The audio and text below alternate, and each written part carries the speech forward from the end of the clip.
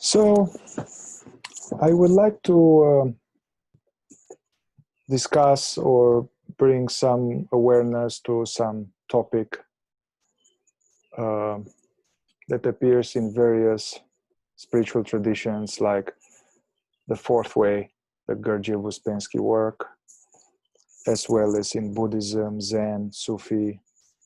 So it's some universal phenomena. There's this idea of, which I encountered it first in the Fourth Way pathway, this idea that basically there are two types of suffering we encounter. There is real suffering, and then there is imaginary self-created suffering. And part of the evolutionary process, part of becoming more conscious, part of healing, part of awakening, it's important to differentiate between real, unavoidable suffering and the suffering that we are subconsciously, unconsciously creating for ourselves. We are the author, the architect, the sufferer. So the real suffering would be also, as Buddha talks about, real suffering is connected to the fact that there is this body here, and there is old age, sickness, death, and loss. The fact that things are impermanent, so everything that we love at some point will go away, including the body. And it's in the nature of life here to have this type of events of loss, breakup, sickness, and old age, So this is how it works here. And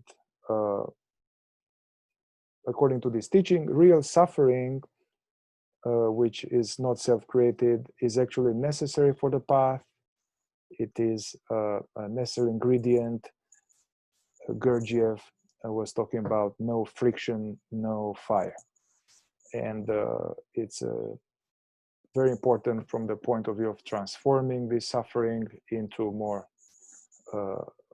aware presence and separating the sense of oneself from these things. And actually we deepen our being.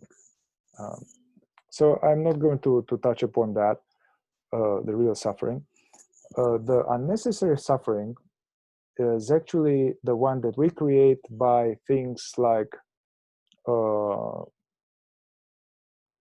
taking things personally, making assumptions,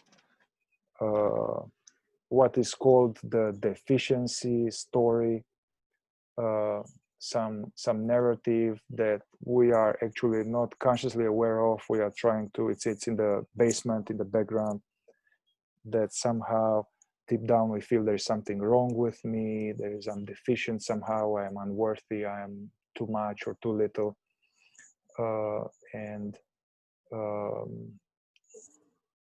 Also this creates self-sabotage, if subconsciously we have this belief about what we are as being somehow inadequate, too much, too little, flawed, then this will ultimately bring out events to confirm itself through self-sabotage. Another type of unnecessary suffering is what was called in the Fourth Way, they even had a term for it, was called inner considering. Inner considering being being identified with what other people think about us, being identified with maintaining a certain image in a certain way, and being involved in some psychological dynamism of trying to do whatever we can to be perceived well, liked, appreciated, and admired, or at least that people think we are okay. And also the other side of the coin, to avoid being judged, avoid being disliked. So this in the Fourth Way is called inner considering. identification with what other people think about us. And so this also in these teachings, they were saying that actually a large percent of our suffering is the unnecessary suffering, the one that we create for ourselves. And the difference between like real suffering lasts much less in time. Sometimes what happens also is that there is some real suffering. Let's say we have a relationship and then it ends for some reason, you know, it's part of life. There is this natural suffering of the dissolution of the togetherness, certain grief, loss. So however, what happens is that on top of that, there is compounded with unnecessary self-created suffering by milking it and keep going there with the mind and not being present, and then making it about being a victim or being unworthy or somehow. So we can have some real suffering that could last something like 20 minutes or a few days. It can be prolonged in actually months, years, decades of wallowing in pain.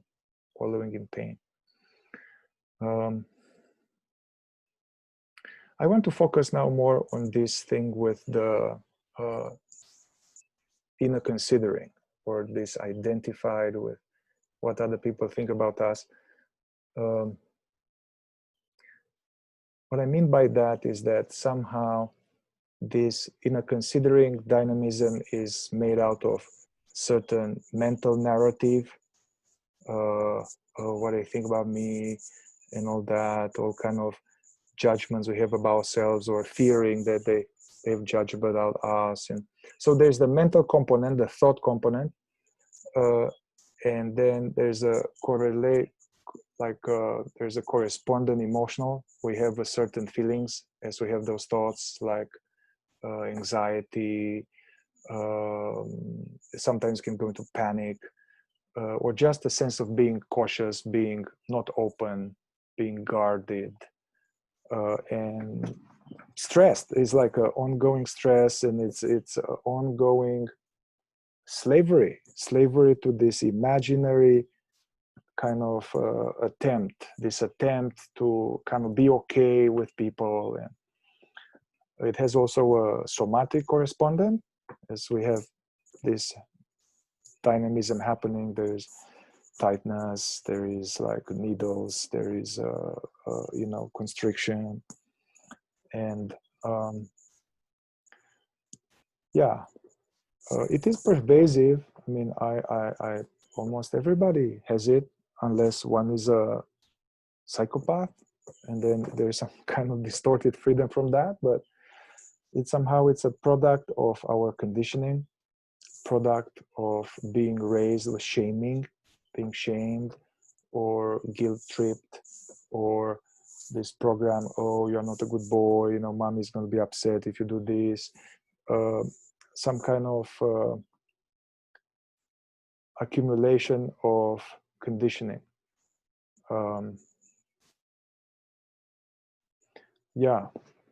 Being free from this inner considering, it doesn't mean that we are like an asshole or we don't care. That's not at all. So that's not a danger about that. It's just that we'll be free of all this, a big chunk of our imaginary picture of ourselves, big chunk of be free from some aspect of our ego.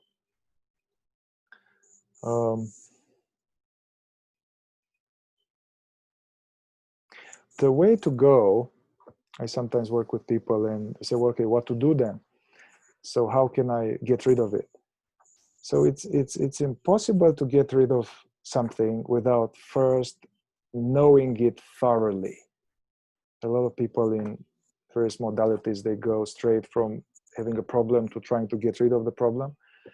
But this doesn't quite work, because this problem is like a very, very sophisticated Swiss clock. So we can't just go about and take some part out. there are many factors and conditions why this is formed. So in order to free ourselves from it, we first need to really become an expert in this phenomena without judging it, without blaming ourselves. So to take this position of like a scientist who is very curious and open-minded and trying to observe and catch in the moment as soon as this inner considering identification is happening. So yeah, so it can happen when we are with other people, when we go in public, when we have to talk in front of other people, or just being on the street. Yeah, so to observe when it comes up, to observe those thoughts, and to just be aware of them and kind of photograph them, you know, be aware of them and realize, wow, this is it. This is what I was trying to observe. Be aware of it and not be identified with those thoughts. Be aware of the discomfort in the body connected with this dynamism, and bring awareness to this. So to train ourselves to recognize it more and more, up to the point we can even write an essay, you know, like, hey, my inner considering comes usually when I'm going there, when a few times a day it manifests like that. So this is it's an important thing. Before changing anything, any psychological stuff, we first need to become an expert, to know it, to understand it, all the intricacies of it. And just by the mere fact of this observation, we are going to be more free from it. Just bringing awareness to some dysfunction, it optimizes actually the operation. And also, the more aware we are of it, the more we have a choice. You know, we can actually gradually dismantle it. Yeah. So I guess that's what I wanted to touch upon, like brief theory. And I would like to go now into like going inward and spending some time in meditation. And at some point I will say certain things that may evoke this aspect within ourselves, and with the aim of studying it. These things that usually is in the basement.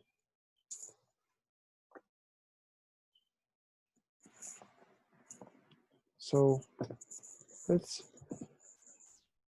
close our eyes again.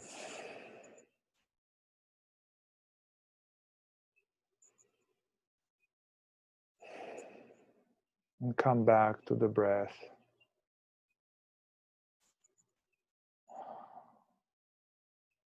You can let go of even this talk that I just gave, and simply come back to beingness.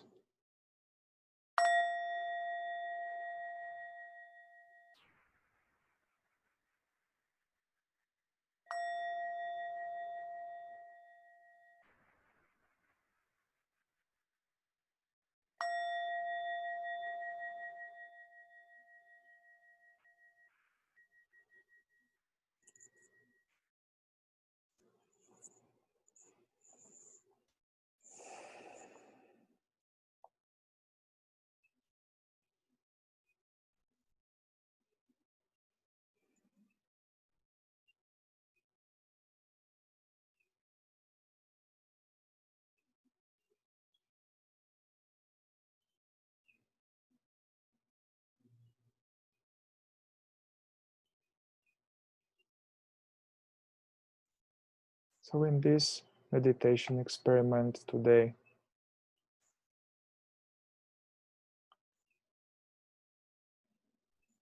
we relax any sense of effort, any sense of focusing or doing anything, relaxing the meditator.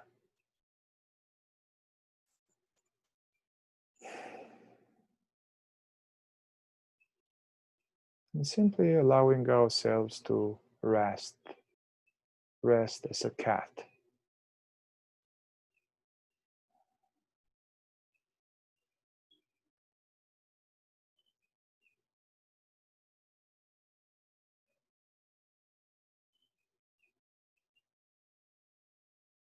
At the same time, there is a natural alertness. So we are not drifting in, sleeping, dozing off, or daydreaming.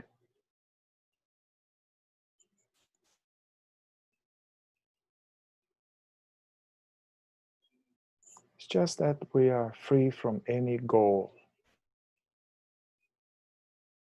We simply want to enjoy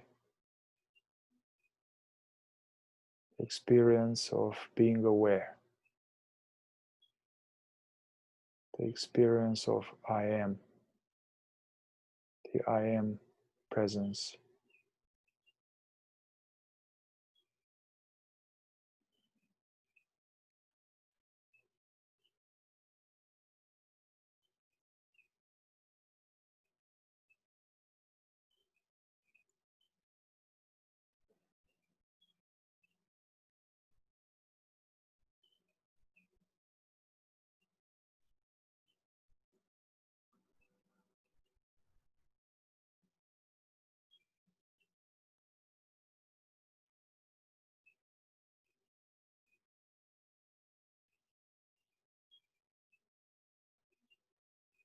Awareness or consciousness or presence does not need to be created.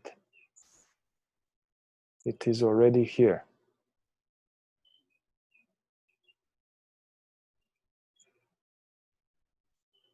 Consciousness or our aware being is effortlessly hearing,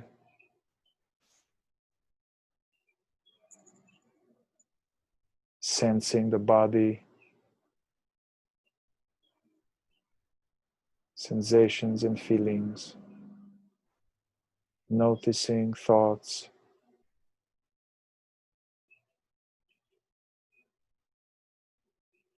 So awareness is awareing by itself.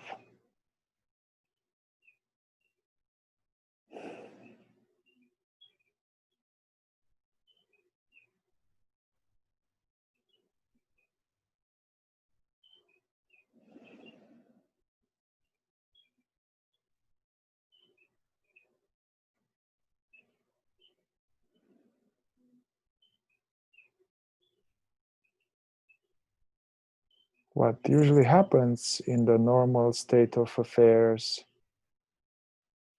is that this awareness is somehow veiled or covered by endless stream of thoughts or feelings, just like the clouds cover the sun.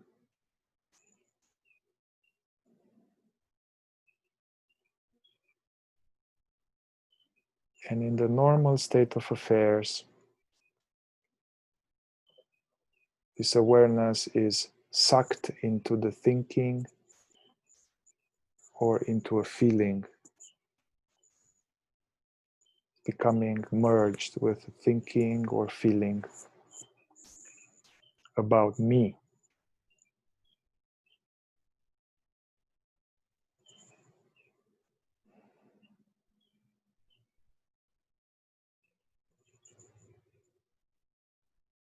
So this meditation experiment is a laboratory to simply experience how we don't identify with thoughts and feelings.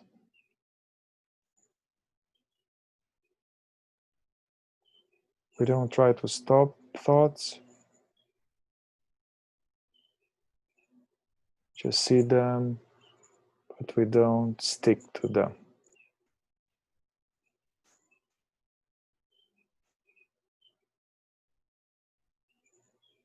We notice feelings, we allow them to be.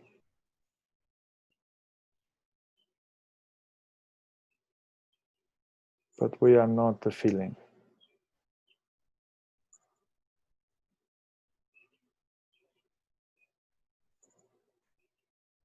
We sense and feel ourselves as that which perceives, that which is aware.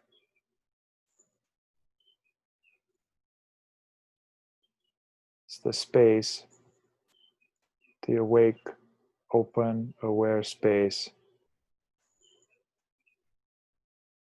in which the thoughts and feelings come and go.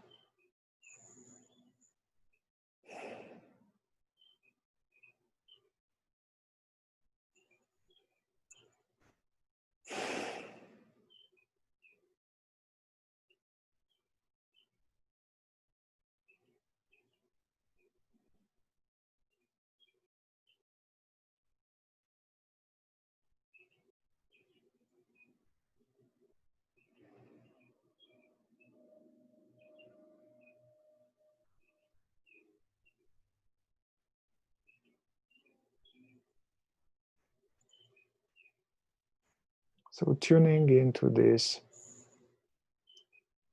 aware spaciousness that is here, like the aware background.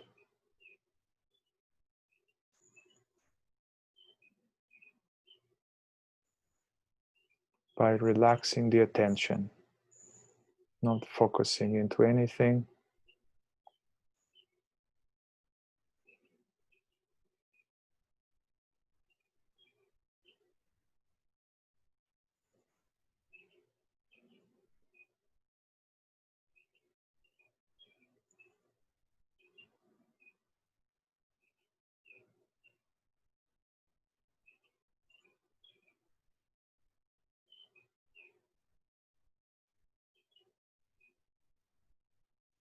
the sense perceptions, the sensations and the thoughts, they all are like bubbles floating through this space of welcoming presence that we are.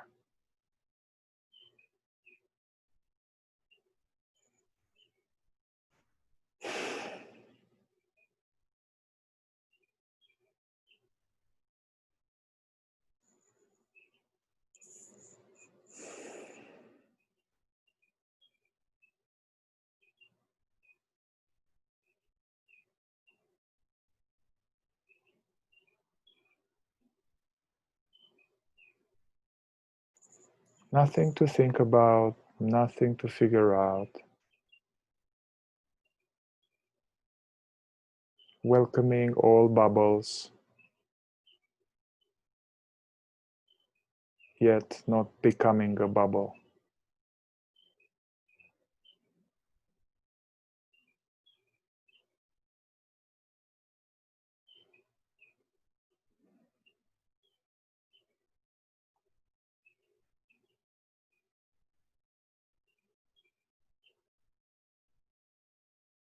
So we are exercising our freedom. We have this freedom and choice to go along with thoughts, feelings, or to stay as what we really are, this aware being.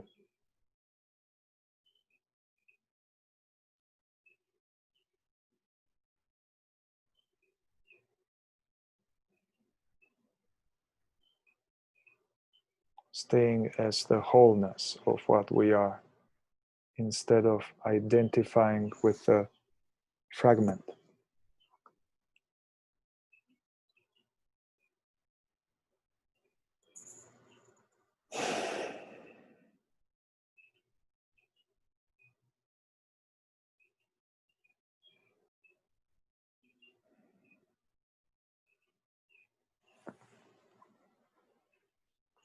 So from this place, I would like to switch gears and experientially observe, explore this subconscious dynamism we all have that we talked before. So the way to go is to just remain relaxed, aware, noticing without getting involved. And just see whatever is arising in this aware space as triggered by some of my words. And then whatever comes up, we're just observing with benevolent indifference and allowing any feelings, any images, sensations in the body, while being the awareness that notices all this stuff.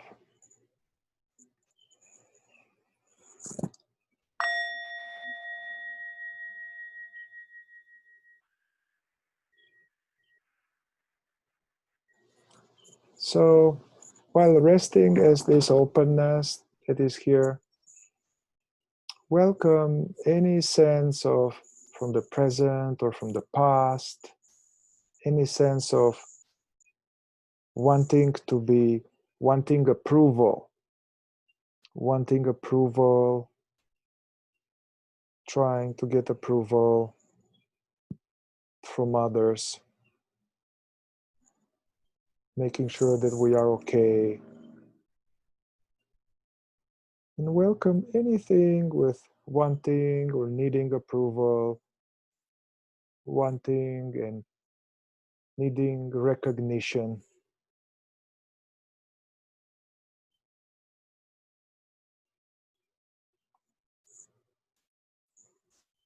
Either from these days or from the past, from when we were younger. And welcome any images, any memories, any sensations, feelings connected to this, seeking approval, recognition, seeking to be liked, and other people to be okay with us.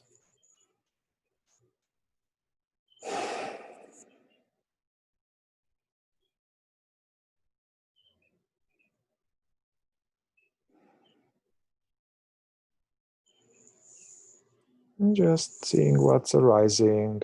We don't need to manufacture anything.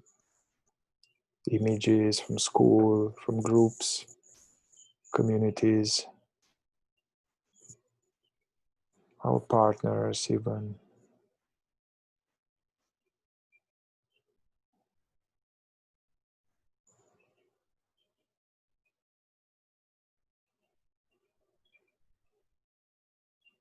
Simply observing memories, thoughts, contractions in the body, in the reactions,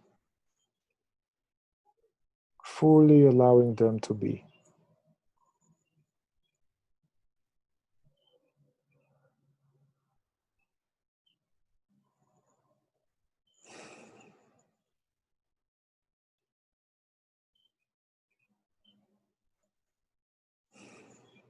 Notice if there is any unease, discomfort in any part of the body. And simply bring awareness to that part. You're not trying to get rid of anything. Simply noticing.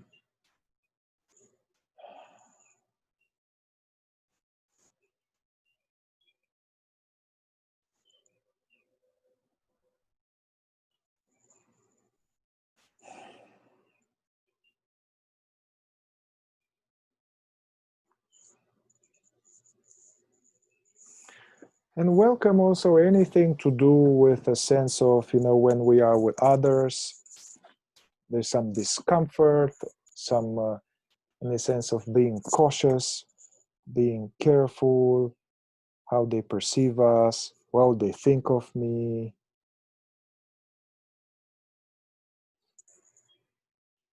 Wanting to be liked. wanting not to be judged, welcoming anything to do with that, in the present, recent past, distant past, childhood.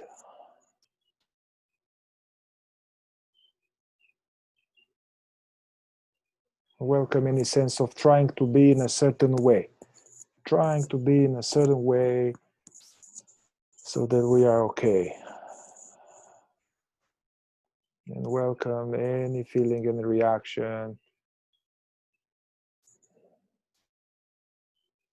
stress, anger, fear.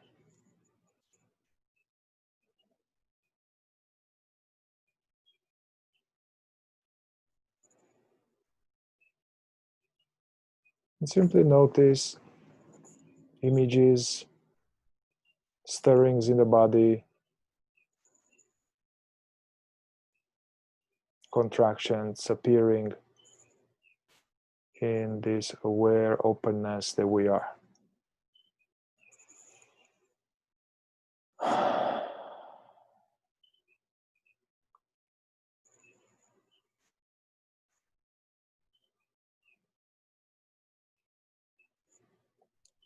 So we have a choice here to go with be sucked into the story, into the feeling, or to stay as what we are, staying, resting as this aware being, aware of reactions, narratives, yet free from it, unaffected.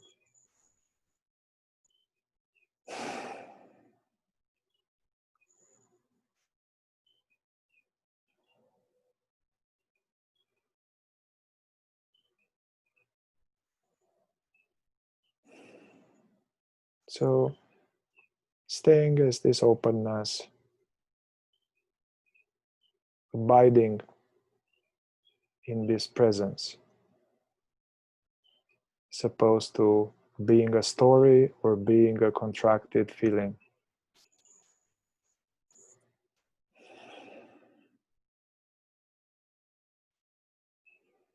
Whatever unpleasantness in the body or whatever contractions, we just surrender them to this open presence.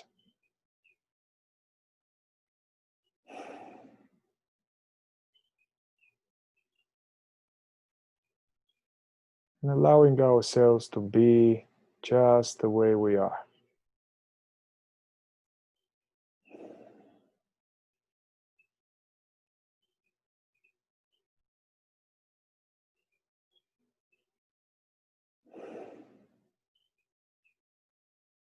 Allowing these contractions to do their thing, and they naturally unravel, dissolve.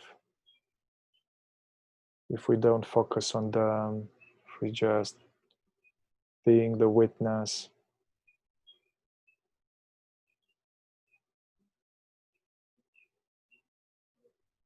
effortlessly noticing sounds, sensation of sitting, the breath.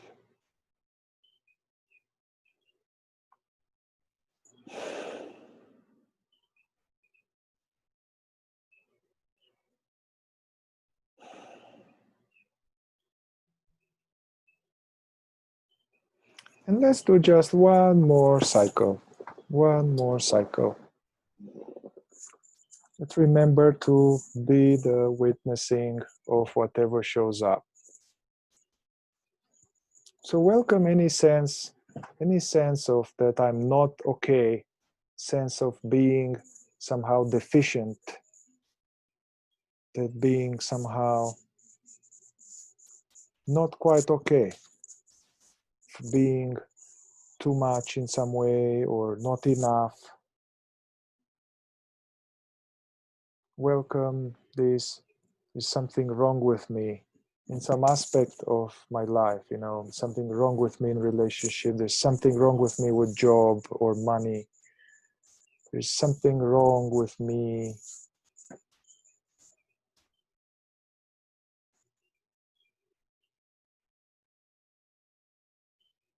And this usually is in the closet, and we don't like this. We don't like this. But then it's still there in the closet. So we are coming out of the closet with this deficiency story, judgments we have about ourselves. If there's any, or some judgments from the past, or welcome any memories, even from childhood when somebody was scolding us. What's the matter with you, little one? He was like, what's good? You are this or that. Welcoming these movie images from the past. When we are labeled somehow, put down, called names.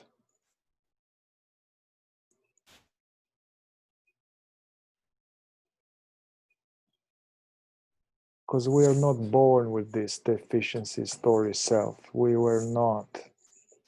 It came as freedom, open, authentic, and gradually for this repeated imprints and our innocence that is programmable, we took this on.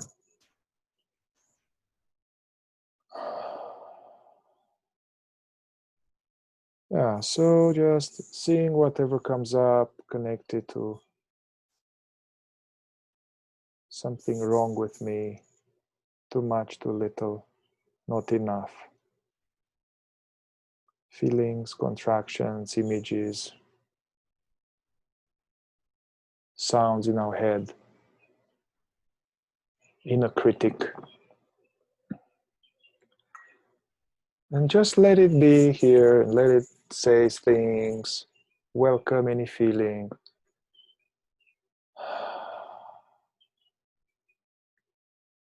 These things have power only if they are in the closet. If we bring them out of the closet, shine the light of awareness, of truth, they can't, they're like a vampire. They can't take it.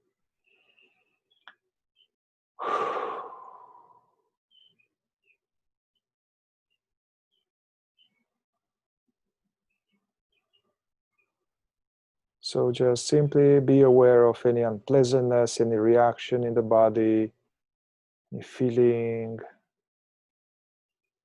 without getting involved.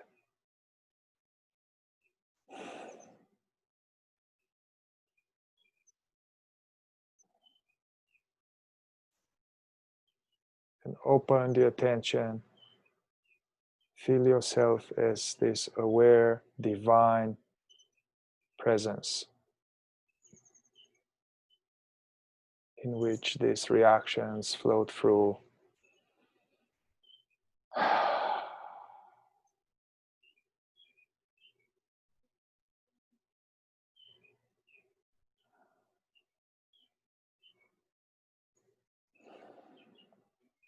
And we have this choice to go along with the stories and be tortured,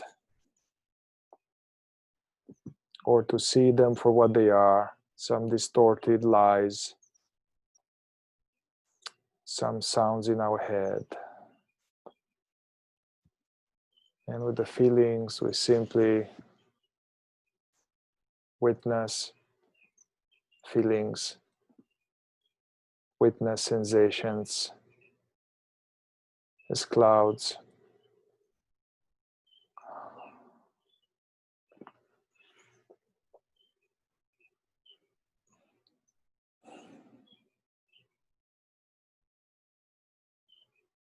We are not a story, we are not a feeling, we are not these thoughts, blind thoughts.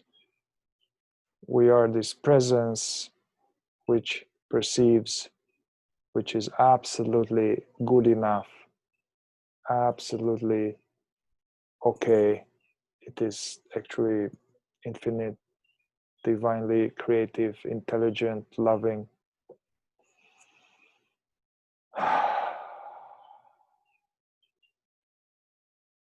So just releasing this content, surrendering to the presence in which they appear.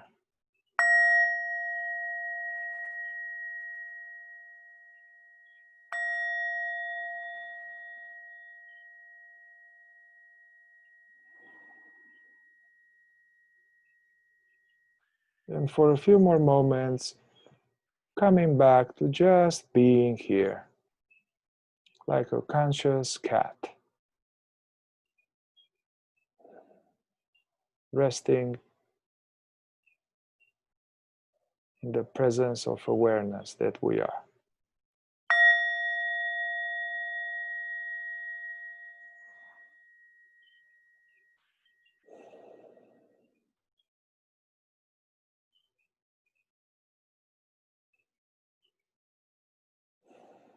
If there's any residual unpleasantness in the body, it's okay. It will go by itself. We don't need to worry about it.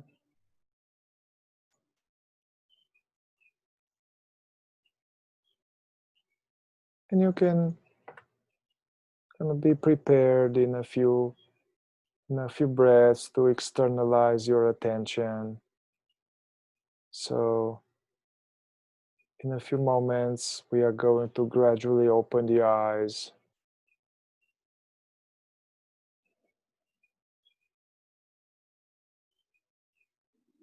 It's interesting to verify how that which was observing images with the eyes closed will observe images with the eyes open. So it's not the eyes that see, it is awareness that sees with the eyes or without the eyes. So we can now open the eyes and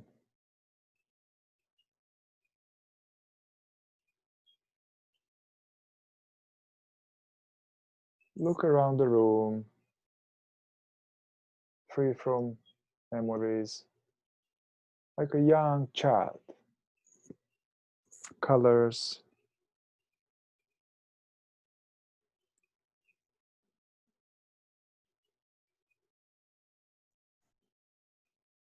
and see how we are still remaining present, even with the eyes open, aware of the outer and the inner.